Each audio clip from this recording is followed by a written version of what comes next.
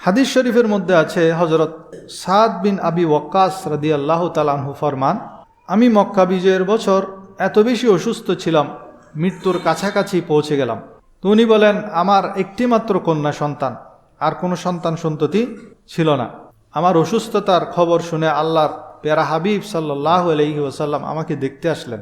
যখন দেখতে আসলেন তখন আমি নবীজি সাল্লাল্লাহু আলাইহি সাল্লামকে বললাম, ইয়া রাসূলুল্লাহ, আমার তো অনেক সম্পদ, আপনি জানেন, একটা মাত্র মেয়ে, এখন আমি কি আমার সকল সম্পদ ওসিয়ত করে দেব, হুইল করে দেব, দান করে দেব?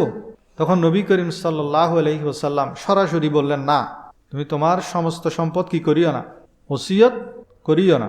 হযরত সাদ বিন ওয়াক্কাস আবার বলেন, ইয়া রাসূলুল্লাহ, তাহলে আমি কি আমার 3 ভাগের 2 ভাগ ওসিয়ত করব? এবারও নবীজি বললেন, না, তুমি তোমার সম্পদ 3 ভাগের 2 ভাগ ওসিয়ত করিও না, দান করিও না। সাদ বিন আবি ওয়াক্কাস আবার বলেন, ইয়া রাসূলুল্লাহ, তাহলে আমি কি আমার সম্পদের অর্ধেক ওসিয়ত করব? এবারও নবী করিম সাল্লাল্লাহু আলাইহি সাল্লাম বলেন, না, তুমি তোমার সম্পদের অর্ধেক ওসিয়ত করিও না। সাদ বিন আবি ওয়াক্কাস আবার বলেন, ইয়া রাসূলুল্লাহ, তাহলে আমি কি আমার সম্পদের 3 ভাগের 1 ভাগ ওসিয়ত করব? 3 ভাগের 1 ভাগ ওসিয়ত করব, আর 2 ভাগ আমার কন্যা সন্তান বা আমার ওয়ারিসদের জন্য রেখে যাব? তখন আমার নবীজি বললেন, হ্যাঁ। দেখেন, এই হাদিসের মধ্যেই ওসিয়তের ব্যাপারে সঠিক একটা সমাধান আমরা পাই। সেটা কি? আমরা ওয়ারিসদের জন্য সম্পদ যদি থাকে, প্রচুর সম্পদ যদি থাকে, সেখান থেকে আমরা আল্লাহর রাস্তায় অথবা দূর সম্পর্কীয় কোনো আত্মীয়র কাছে অথবা কোনো একটা মাদ্রাসায় অথবা কোনো একটা নেক কাজে জন্য হুইল করতে পারি, কোনো এতিমখানায় আমরা দান করতে পারি। সেটা পরিমাণ কতটুকু হতে হবে?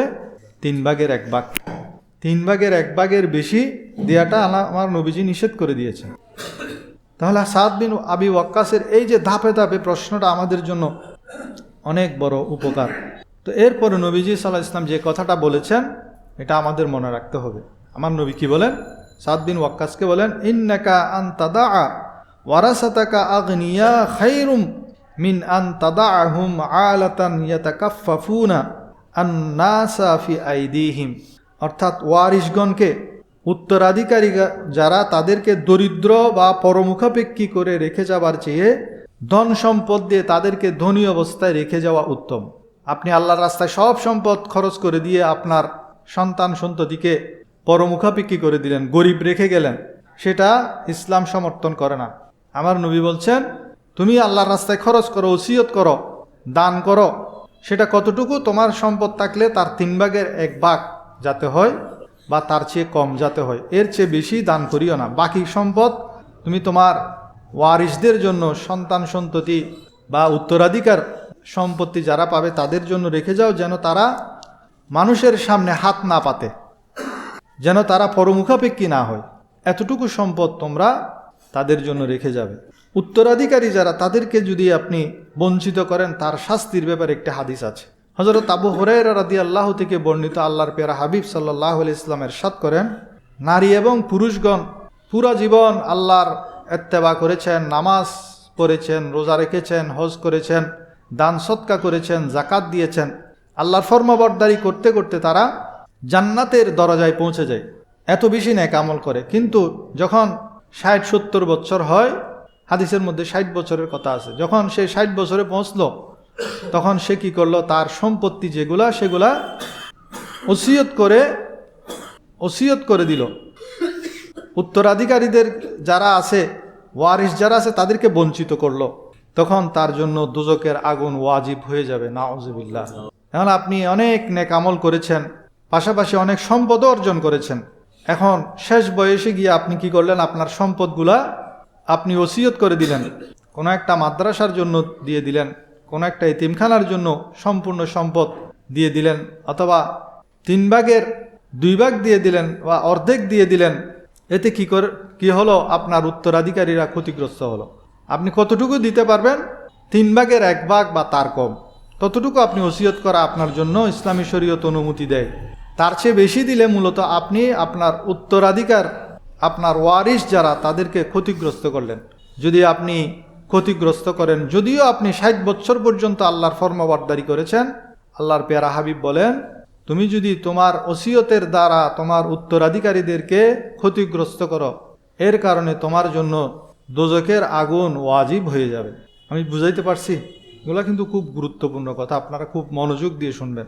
আরেক হাদিসের মধ্যে আছে, আল্লাহর প্যারা হাবিব সাল্লাল্লাহু আলাইহি ওয়াসাল্লাম বলেন, যে ব্যক্তি তার ওয়ারিসদের মিরাস কর্তন করবে, ওয়ারিসরা যে সম্পত্তি পাবে সেখান থেকে কর্তন করবে, অর্থাৎ ওসিয়তের মাধ্যমে কমাই ফেলবে, তাহলে কাল কিয়ামতের দিন আল্লাহ রব্বুল আলামিন জান্নাত থেকে তার অংশ কমিয়ে ফেলবেন। দুনিয়াতে আপনি যদি আপনার সম্পদ দান করে আপনি আপনার ওয়ারিসদেরকে তা থেকে বঞ্চিত করেন, তাহলে কাল কিয়ামতের ময়দানে আল্লাহ তাআলা আপনাকে জান্নাত থেকে বঞ্চিত করবেন।